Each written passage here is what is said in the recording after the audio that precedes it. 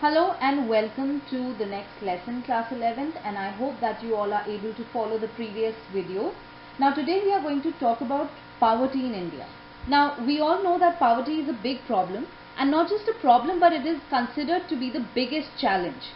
So any country if it has to develop, it has to overcome the problem of poverty if it is facing this issue.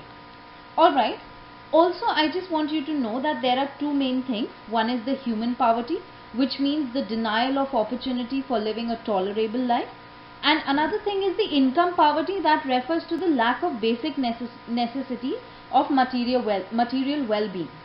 Alright, so now to see what we are going to study in this lesson, we must know all the topics that are to be covered in this lesson. The first thing that we will see is the concept of poverty. Then we will see the vicious circle of poverty. We will also discuss a few poverty alleviation programs that were started or launched after 2000. Then in the end we will see some efficacy of poverty alleviation measures. So basically efficacy is the effectiveness. How effective were the poverty alleviation measures or programs?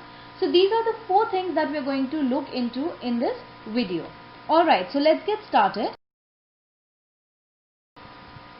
Now as you can see in this image, you can see that people are facing poverty, and therefore it is important for us to discuss what poverty is all about. Now to discuss that, we are going to study about two main concepts of poverty. One is absolute poverty and the other is relative poverty. So let's see what are these two concepts. We will see them in the form of a table. Alright. So here you can see a table on your screen, and both of them, both the sides tell about each concept. One is the absolute poverty and the other is the relative poverty. So we'll take them one by one. Now the first thing is that absolute poverty is a very traditionally accepted concept of poverty. Whereas if we see relative poverty, it was just a concept which was put forward by Professor Peter Townsend. Now what is absolute poverty actually? What is the definition or the meaning? So if there is a lack of income in order to satisfy the basic requirements of life like food, clothing, shelter and all the essential things for the survival of a human being, then we can say that the person is in absolute poverty. On the other hand, if there is a situation where people are deprived of their customary living standards, that means we can say if for example there is a situation of falling behind most other members of the community, where you're not able to cope up with the standard of living of your community, of the society in which generally you people live or any person lives, so that will be considered to be relative poverty. Now what is the cause behind both of them? So the reason why absolute poverty takes place is because of lack of income. It can be because of the low per capita income. It can also be because of the low per capita consumption. Okay, so PCI stands for per capita income and PCC stands for per capita consumption. On the other hand, you will find that in relative poverty you will see that there are differences in income. Okay, that is one reason why you will find that relative poverty takes place. So you will find relative poverty takes place because of the difference in the income. Then what is the nature?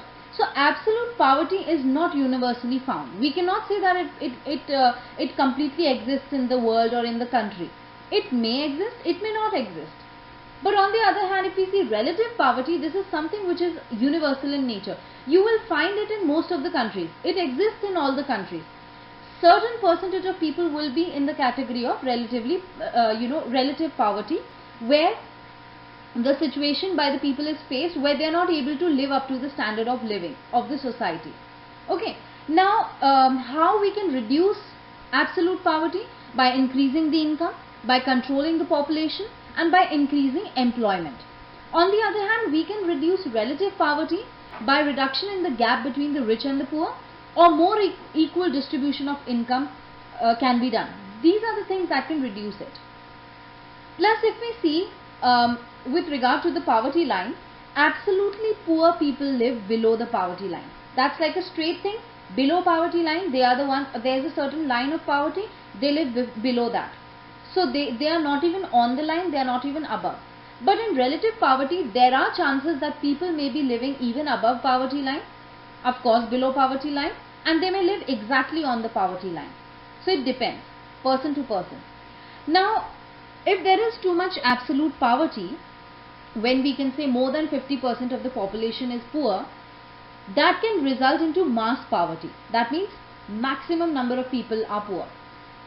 But on the other hand, if we see in case of relative poverty, we can say that a large extent of relative poverty, it results in inequality. Okay, because anyway we have seen that it takes place due to the difference in income. So inequality. Okay, and another important thing is that absolute poverty can be completely eradicated. That means it can be completely removed. So see, absolute poverty is like complete poverty, so it can be completely removed. On the other hand, relative poverty is not complete poverty. It is just a situation where at times people are not able to cope up with the living standard of the society. So this situation can be seen in most of the families. It can be seen in many different families, and if one family comes out of relative poverty, maybe you will find another family facing the same. So therefore we can say that relative poverty can never be completely eradicated. Alright, let's move ahead. Now we are going to see what is a vicious circle of poverty. Now this is a whole new concept. You must have heard this word for the first time probably, vicious. So we are going to look into the meaning of this circle of poverty. So basically, if we see roughly, a vicious circle of poverty, it is just a situation of self-reinforcing the forces in which there are certain factors that are related in a circular manner, which result in a continuation of poverty and underdevelopment. But today the definition that you are going to see, this is just a general idea. But the definition you are going to see is in the words of Nerks. Now some people pronounce this word as Nerks, some say Nerkse. So we will say it Nerks. And Nerks has defined the vicious circle of poverty as a circular constellation. I'm sure we all know what a constellation looks like. Okay, so Nerks says that this is a circular constellation of forces.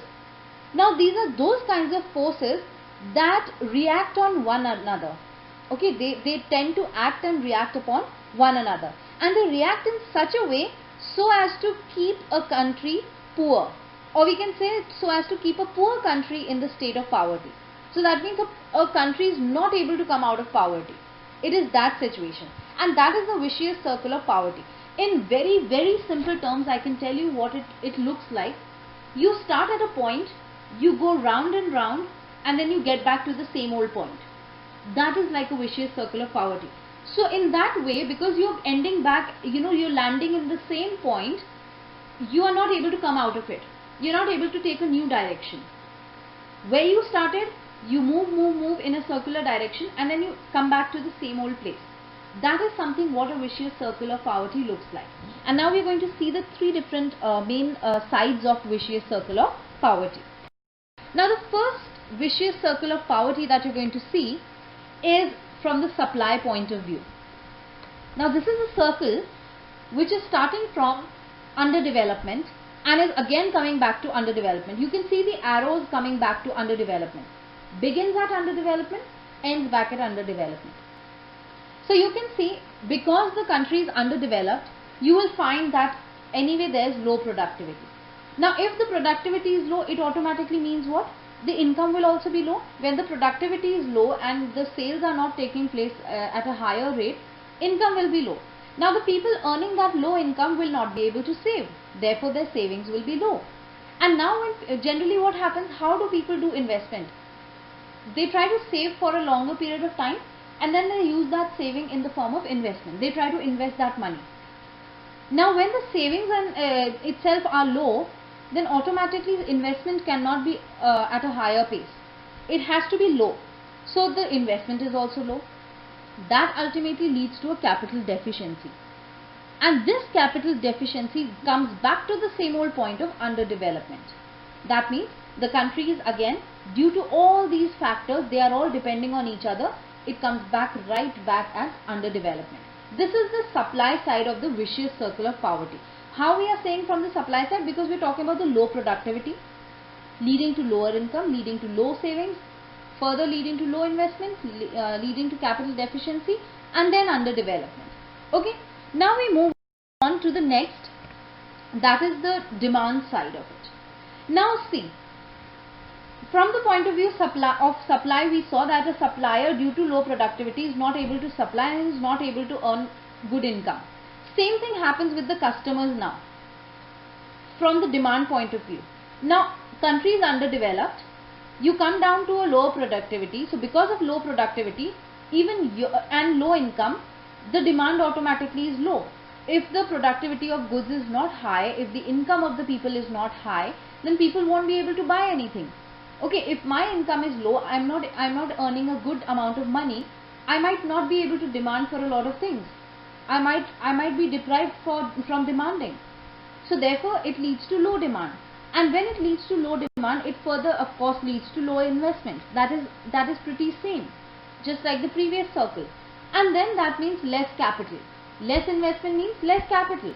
If you're not investing, you're not having capital. And when you don't have capital, you are back to the same point of underdevelopment. So this is the demand side of the vicious circle of poverty. On the other hand, there's another point of view which is called the vicious circle of underdevelopment human and capital resources. So now in this situation, what happens? Actually, we have economically backward people, and because the people are economically backward, it makes the country underdeveloped, and because the country is underdeveloped, it will lead to resources also being underdeveloped. So basically the natural resources are unutilized, or we can say they are underutilized in the underdeveloped countries. And what is the reason? Because people are economically backward, they are illiterate, they lack the technical skills and knowledge. So therefore we can say that the economically backward people, they lead to underdeveloped natural resources. On the other hand, people are economically backward in a country due to underdeveloped natural resources. Because resources are not available, good quality products are not being able to be produced, people are not able to demand for good quality things. Therefore again it leads to underdeveloped natural resources. So all these are interlinked factors. Just how Nerks said that a vicious circle of poverty is a circular constellation of forces where these forces, they act and react upon one another. And this is exactly what is happening in all the three circles that you've seen, that all are happening because of each other. So if country is underdeveloped, there will be low productivity. If there is low productivity, there will be low income. If there is low income, there will be low demand and low savings. If there is low demand and low savings, there will be low investment. If there is low investment, there will be less capital, or we can say there will be capital deficiency. And then again it will come back to underdevelopment. So what we are seeing in all these circles is that all the factors are interconnected, or they are linked to each other. They are pretty much depending upon each other. They are acting because of the previous factor. So why is low demand taking place? Because of the previous factor. And what is the previous factor? Low productivity and low income. So they are all reacting according to the previous factors. Okay. Now I hope you've understood vicious circle of poverty. Now students, you're going to watch a video on the vicious circle of poverty. I hope you enjoy and understand the concept better.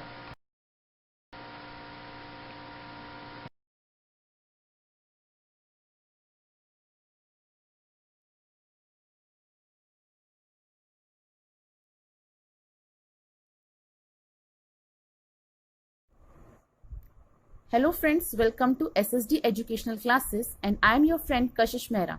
Today's our topic is नुस्खे model of विस्कस circle of poverty. आइए friends देखते हैं नुस्खे model में क्या बताया गया है. यहाँ पर हमारे पास एक सर्कल है जिससे हमें पता चलेगा कि किस तरीके से एक अंडर डेवलप्ड कंट्री या बैकवर्ड कंट्री क्यों पीछे रह जाती है. यहाँ पर 4-5 चीजें या 4-5 फैक्टर ऐसे हैं जिसको हम रिस्पॉन्सिबल फैक्टर मान सकते हैं. सबसे पहले, अगर किसी भी एक कंट्री में पॉवर्टी ज्यादा है तो वो ज्यादा इसलिए है क्योंकि वहां पर लो इनकम है. अगर किसी भी कंट्री में लो इनकम रहेगी तो उस कंट्री में सेविंग और डिमांड भी लो रहेगी, क्योंकि उस कंट्री में अगर इनकम ही नहीं है, इनकम जनरेट ही नहीं हो रही है, तो वहां पर कोई भी लोग सेविंग या डिमांड क्रिएट करेंगे ही नहीं। अगर डिमांड ही क्रिएट नहीं होती है या सेविंग ही क्रिएट नहीं होती है तो हमारी इन्वेस्टमेंट भी लो रहेगी। इट मीन्स अगर हमारे पास इनकम नहीं है तो हम सेव नहीं कर पाएंगे, अगर हम सेव नहीं कर पाएंगे तो हम उसको आगे कहीं पर इन्वेस्ट भी नहीं कर पाएंगे। और इन्वेस्टमेंट का फंडा क्या बोलता है कि अगर हम इन्वेस्टमेंट करेंगे तो हमारा कैपिटल फॉर्मेशन होगा। क्योंकि यहाँ पर लो इन्वेस्टमेंट है इसलिए रेट ऑफ कैपिटल फॉर्मेशन भी कम है। क्योंकि हमें रेट ऑफ कैपिटल फॉर्मेशन कम मिल रहा है, इट मीन्स हमें इंटरेस्ट भी कम मिल रहा है, हमारी प्रोडक्टिविटी भी लो है। कंट्री में उतनी प्रोडक्टिविटी नहीं इंक्रीज हो पा रही है जितना इंक्रीज होनी चाहिए। और जब कंट्री में प्रोडक्टिविटी ही नहीं रहेगी, अगेन हमारे पास इनकम आ जाती है लो। तो ये सर्कल इसी तरह चलता रहता है, इसलिए पुअर कंट्री पुअर रह जाती है और हाई इनकम वाली कंट्री में इनकम बढ़ जाती है। Rich people are becoming richer and poor people are becoming poor. तो इस सर्कल से हमारी कंट्री बाहर ही नहीं निकल पाती। तो नुक्से मॉडल के हिसाब से poverty circle, viscous circle poverty का जो है वो ही रिस्पॉन्सिबल है बैकवर्डनेस के लिए, हमारी अंडर डेवलप्ड कंट्रीज के लिए। उन्होंने बताया है कैपिटल फॉर्मेशन रिमेन रिस्ट्रिक्टेड, क्योंकि हमारे पास इन्वेस्टमेंट ही नहीं है इसलिए हमारी कंट्री का कैपिटल फॉर्मेशन भी उतना नहीं बढ़ पाता। कैपिटल फॉर्मेशन मीन्स जब हम इन्वेस्टमेंट करते हैं तो कहीं ना कहीं कुछ इंटरेस्ट हमें जो मिलता है, उस इंटरेस्ट को मिलाकर प्लस हमारा इन्वेस्टमेंट दोनों ही मिलकर कैपिटल फॉर्म करते हैं। क्योंकि हमारा इन्वेस्टमेंट कम है, हम इन्वेस्ट ही कम कर रहे हैं, तो कैपिटल भी फॉर्म कम हो रहा है। थर्ड पॉइंट है सप्लाई साइड ऑफ व्यू से, जब इनकम लो है तो हमारी सेविंग भी लो है और हमारे इन्वेस्टमेंट भी लो रहेंगे। अगर हम डिमांड साइड देखते हैं तो हमारी इनकम लो है तो हमारी डिमांड भी कम रहेगी। जब कंट्री में डिमांड ही कम रहेगी तो लोग इन्वेस्ट कहाँ करेंगे? जब इन्वेस्ट ही लो रहेगा तो कैपिटल कैसे फॉर्म होगा? जब कैपिटल ही कम रहेगा तो प्रोडक्टिविटी कैसे होगी? और अगर कंट्री में प्रोडक्टिविटी ही ना रही तो इनकम फिर से हमारे पास कम ही रह जाएगी। तो ये पूरा जो सर्कल है एक बड़ा कारण बन जाता है हमारी कंट्री पॉवर्टी रहने के कारण। मतलब हमारी कंट्री पुअर क्यों है या डेवलप क्यों नहीं कर पाती, ये एक बड़ा कारण है। आइए देखते हैं इसके क्रिटिसिजम्स। आइए फ्रेंड्स देखते हैं shortcomings of Nurkse model theory, जहां पर नुक्सेक ने कुछ जो स्टेटमेंट बताए हैं जो बाकी थ्योरीज के हिसाब से गलत है। This theory rejected the entrepreneurs responsibilities. यहाँ पर मॉडल में हमको बताया गया है कि किस तरीके से इनकम अगर लो रहेगी तो प्रोडक्टिविटी भी कम रहेगी, लेकिन यहाँ पर एंटरप्रेन्योर की रिस्पॉन्सिबिलिटी की तरफ ध्यान नहीं दिया गया। इट मीन्स सिर्फ कैपिटल से ही बिजनेस नहीं चलने वाला, एंटरप्रेन्योर की रिस्क, एंटरप्रेन्योर की कैपेबिलिटी और बाकी सब फैक्टर भी मायने रखते हैं, जो कि इस थ्योरी में डिटरमाइन ही नहीं किए गए हैं। सेकेंड पॉइंट है disguised unemployment does not create finance for growth. सबसे पहले हमें समझना रहेगा डिस्गाइज्ड अनएम्प्लॉयमेंट क्या होती है, जिसको हम कहते हैं छुपी हुई अनएम्प्लॉयमेंट। इट मीन्स अगर कोई एक बंदा किसी भी फील्ड में काम कर रहा है, इट मीन्स फॉर एग्जाम्पल अगर हमारे फार्म में 4 फार्मर काम कर रहे हैं, 3 लोग काम कर रहे हैं, एम्प्लॉयमेंट 3 लोग काम करने पर भी हमारा वर्क उतना हो रहा है, 4 लोगों की काम करने पर भी हमारा वर्क उतना हो रहा है। इट मीन्स एक जो पर्सन है, एक्स्ट्रा पर्सन है, जो छुपा हुआ अनएम्प्लॉयड है, जो हमें दिख नहीं रहा है। तो disguised unemployment does not create any finance for the growth. ऐसा हमारे लिए इस थ्योरी में बताया गया कि अनएम्प्लॉयमेंट जो बताई ही नहीं गई है। हालांकि अगर हम देख रहे हैं न्यू मॉडल में, तो नुक्से मॉडल में अनएम्प्लॉयमेंट के बारे में कुछ नहीं बताया गया। तो वो जो अनएम्प्लॉयड है, डिस्गाइज्ड अनएम्प्लॉयमेंट, वो हमारे फाइनेंस में या इकोनॉमिक डेवलपमेंट में कोई भी ग्रोथ क्रिएट नहीं कर रहा है। लास्ट पॉइंट है मिसलीडिंग ओवरव्यू। ये मॉडल मिसलीड कर रहा है कि पूरा का पूरा जो पॉवर्टी लेवल है वो सिर्फ अंडर डेवलप्ड कंट्रीज में जाता है, लेकिन कभी भी developed country under developed country की सिचुएशन से कभी नहीं गुजरती। Misleading overview because developed country never passes through this condition when they were under developed. क्योंकि अंडर डेवलप्ड कंट्री कभी भी उभर ही नहीं पा रही है, तो कभी भी under developed countries developed countries में कभी भी कन्वर्ट नहीं हो सकती।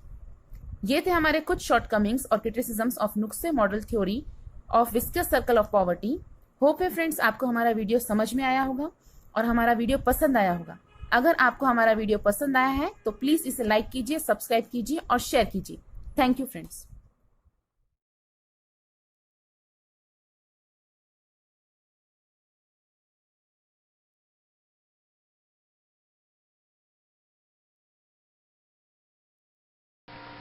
Okay, now we are going to discuss about the poverty alleviation programs. And like I said already in the beginning of the lesson, that we are going to discuss those poverty alleviation programs that started after 2000 or started maybe in 2000 itself, but not before that. We are discussing things after 2000. Okay, so in a tabular form, I will explain you plenty programs. Please listen to them very carefully. We are going to do them in short, but they will be pretty effective, and I hope that you will understand all of them. Now here is a table where you will find in the first column you will see the name of the program or the scheme. In the second column you will find the year or date of formation, and in the last you will find the objective. Alright, so the first program is Pradhan Mantri Gramodaya Yojana. This started in the year 2000 to 2001, and the main objective was to focus on village level development in 5 critical areas. And what are the 5 critical areas? Health, primary education, drinking water, housing and rural roads. Now there are 3 main projects in this program that are mentioned in the objective box. If you can see, one thing is to provide good all-weather roads, that means a road that is good in all the kinds of weathers. Second, housing development and water harvesting. Along with that, water conservation and drinking water facilities. So these are the different objectives of this particular program. Then we see Sampoorn Gramin Rozgar Yojana, which was started in September 2001, and the main objectives were to provide wage employment along with the food security in rural areas to the people that live below poverty line, and also to create durable community. That means a social community, an economic community, a good community. Now this scheme was actually merged with the MGNREGA scheme that you will study later on. Okay, so we will talk about MGNREGA later, but actually Sampoorn Gramin Rozgar Yojana was merged with the MGNREGA program in 2008. Next is Food for Work program, which was started in February 2001, and the major aim was to augment food security through wage employment. Augmenting means increasing, so, or in other words we can say expanding. So the main aim was to expand food security through wage employment in the drought affected rural areas in about 150 most backward districts of the country. So in this project or in this scheme, the wages are paid partly in kind, that means in the form of food grains, and a bit in cash also. So a little percentage of food grains is given and a little percentage of cash is given. So the center, that means the center government, it actually helps the state governments by providing them with appropriate quantity of food grains free of cost, so that they can help the people in the drought affected areas. And next is Krishi Shramik Suraksha Yojana, that was started in July 2001, and the major aim or objective was providing social security benefits to agricultural laborers who are in the age group of 18 to 60 years. Okay, moving on, the next table shows of more programs, and the first one is MGNREGA, that is called the Mahatama Gandhi National Rural Employment Guarantee Act. So this act was started, actually initially it was called NREGA. It was just National Rural Employment Guarantee Act in 2005. But then later on it was renamed as MGNREGA on 2nd October 2009. And the major aim is actually to provide 100 days guaranteed employment to those people who are unskilled. Okay, so in a year they are aiming at providing 100 days guaranteed employment, and they are providing it for 65 rupees per day. Okay, other important things about MGNREGA is that it has also led to higher agricultural wages. It is helping in benefiting all employed workers. It's trying to work towards empowerment of women. It's also improving economic conditions, and it is reducing the migration from rural areas. Okay, so these are some important things about MGNREGA. Next is Indra Awas Yojana.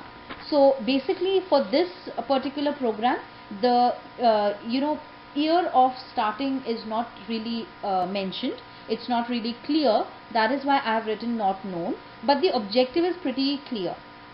So the objective is to provide financial assistance to the poor rural households for construction or upgradation of houses. So basically they are initially aiming at providing houses free of cost to the poor families of the scheduled caste and scheduled tribe and the free bonded laborers also. Okay, so about under this scheme in the year 2013 to 14, about 325 lakh houses were constructed or upgraded. Next program is Pradhan Mantri Awas Yojana, which was started on 25th June 2015, and the major objective is to ensure about 2 crore houses to be built across the country by 2022. So this housing is for all the urban poor people, all the poor people living in the urban cities, urban areas. Okay. Next is the Shiksha Sahyog Yojana, which is started on 31st December 2001, and the major aim is to provide education scholarship of ₹100 per month to the children of those parents who are living below poverty line, and there's another important thing that you have to understand, that children of the parents who live below poverty line and also who are covered under the Janashri Bima Yojana of the LIC. So if they are in this Yojana of Bima Yojana of LIC and they live below poverty line, so they will get an education scholarship of ₹100 per month. Okay, so that is the main aim. So basically the scholarship is paid for a maximum period of 4 years. So till 4 years they can get. That means from class 9 to class 12. So the 4 years from 9 to 12, the children can be paid if their parents are below poverty line, and if they have if they have taken the Janashri Bima Yojana under the LIC. Okay, the next scheme is Pradhan Mantri Suraksha Bima Yojana. Of course, the year is not known, the date of formation, but the aim is pretty specific and clear, that this scheme is assisted by the central government, and under this scheme, uninsured people, all the people who are not having insurance, and that also of the age of 18 to 70 years of age, they can get themselves into the normal insurance services. That means those insurances which are death and accidental insurances. Okay, so they just have to pay not more than ₹12 annually. Can you believe it? ₹12 annually. That means per year they have to pay only ₹12, and they can avail up to 2 lakh rupees for the death or accidental insurance. So as a claim, they can claim for up to 2 lakh rupees. But what is the payment that they are going to do? They are going to do a per year payment of only ₹12. Okay. Next is Pradhan Mantri Atal Pension Yojana. Now in this particular Yojana, or we can say the scheme, the year is not known, but the objective is very well specified, that under this scheme the central government actually contributes up to 1,000 rupees per person per year for a period of 5 years. Okay, so persons of 18 to 40 years of age are eligible to join this scheme. So in this, what is the government doing? Actually, the government is contributing around 1,000 rupees for one person for 1 year, and this happens for regularly 5 years. Okay, so through this, then the people get a pension. So basically, this is a contributory insurance security to the poor people of more than 60 years of age that work in the unorganized sector. So this is more specified for the people working in the unorganized sector. The next is Pradhan Mantri Kaushal Vikas Yojana, which was started on the 21st of March 2015, and the aim was to provide skill training to about 1.4 million youth with an overall outlay of 1120 crores. So it was actually realized at that point of time that after class 10th and 12th, there are so many students who drop out. Okay, and they become unemployed youth. They are not employed anywhere, and because they are not unemployed anywhere, it became necessary that if they get guidance to learn a vocational skill, and they can use those skills later on and then gain employment. So this plan was implemented with the help of the Ministry of Skill Development and Entrepreneurship through the National Skill Development Corporation. So basically, to avoid unemployed youth, this skill training program was launched, which was called the Pradhan Mantri Kaushal Vikas Yojana. The next is the National Heritage Development and Augmentation Yojana, that is called the Hriday Yojana, which was started in the year 2015 on 21st January. So basic motive here is to generate employment for the skilled as well as the unskilled laborer. Also, one important thing is that this scheme was launched to preserve and rejuvenate the rich cultural heritage of the country.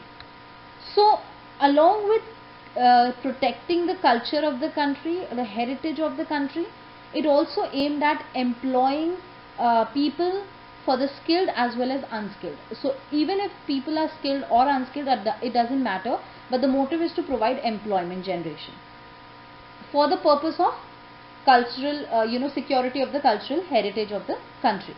The next scheme is the National Health Policy in the year 2017, and this aimed at universalizing primary health care to make sure that primary health care becomes becomes universal. Then reducing the infant as well as under 5 mortality, that means the deaths of children who are infants and under 5 years of age. They work for that. Also, they work to prevent premature deaths, that means deaths that happen before the child is born. So to prevent those premature deaths that happen because of the non-communicable diseases, and that happens because of the government expenditure on health that is increasing day by day. So to avoid all these things, the government started off with the National Health Policy in the year 2017. So the government of India has actually announced a health insurance cover of 1 lakh rupees for those families that live below poverty line. Okay, and the last program or the scheme that we are going to see for today is that Women Empowerment Campaign. Of course, the year is not known, but the major objective or aim was to include women, for raising the level of female labor, for increasing the female also to work. Okay, and also it focused on enabling the digital literacy and gainful employment opportunities. So basically, women employment centers are being established in order to provide comprehensive services, in order to provide them literacy, in order to provide them the digital literacy, so that they can be employed, they can get employment opportunities. Okay, so these were the different programs that we had to discuss. Now we will move on to the efficacy of poverty alleviation measures. How far are these poverty alleviation programs effective? Have they been effective or not? So there are actually some critical analysis. There are some negative points that have come up. So we will see all those negative effectiveness of these poverty alleviation programs.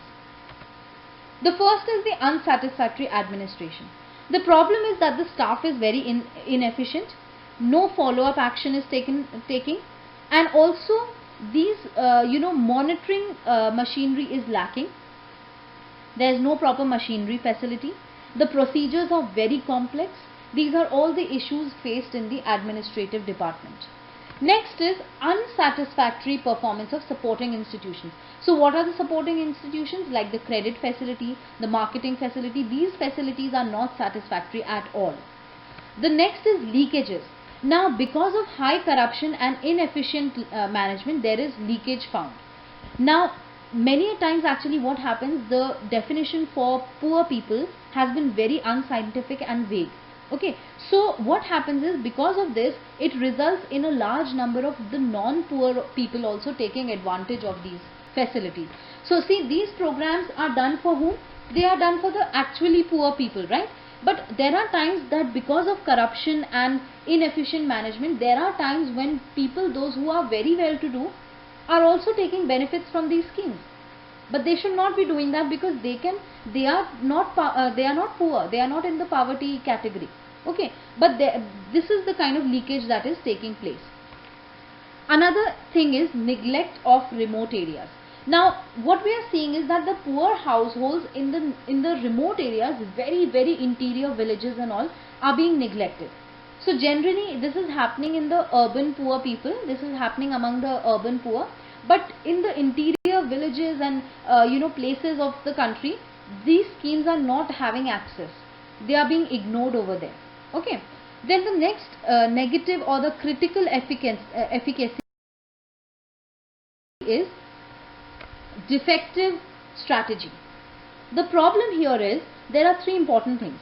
The first is that strategy has not taken note of the need for attacking the exploitative agencies in the rural areas. Another thing is that the strategy of poverty alleviation programs has attempted to eradicate poverty by directly attacking on poverty. Okay, but actually what is more important is that there should be a modification of the overall functioning of the economy. Okay, so see, poverty comes from the overall functioning of the economy. So if the economy itself is taken care of, poverty will not exist. So that is lagging over here. Another important thing is that the strategy does not recognize the fact that the poor are not able to take advantage, and there is lack of stamina, lack of skill, lack of initiative. Now most of the poverty alleviation programs, if you see, are also online. Now poor people are not pretty aware of it. So poor people are actually unable to take the benefits. So that is why we can say the strategy is pretty defective. Next is disjointed programs. Now clearly we can say that the programs are disjointed at policy level and implementation stage. We can clearly say that the programs are disconnected. They are not connected or linked to each other. Okay, there's no link between the programs at the policy level and implementation stage. So there's a gap over there. Next is lack of people's participation. Now the problem is there's a lacuna of poverty alleviation programs. Now what is a lacuna? Lacuna is like a gap. Okay, there's a gap in the poverty alleviation program. Now see, the problem is that programs are being largely sponsored by the government. So government participation is there, but the local communities and the general and target groups in particular, they are not in the scene. They are not being consulted. So basically people's participation is not there. Now who is poor? The government is not poor, but the people are poor. So government is fully sponsoring, but is there participation of the people? So there is actually a need for generating involvement of the people in these programs. Next is, and the last point is, that not linked to development. So basically we can say that all these poverty alleviation programs are not linked with the overall development strategy. Okay, the development strategy or the overall development strategy is missing. We already saw that the strategy is pretty defective, but we are also seeing that the entire development strategy is missing. Okay, we can say that there is a need of integrating these programs with the overall development strategy so that most benefit can be taken from these programs. Okay, so these are the negative, or we can say the critical analysis or the critical assessment of the efficacy or the effectiveness of the poverty alleviation measures or programs. So students, I hope you all have understood the lesson. I believe that you all will follow it in your books and study well. All the best.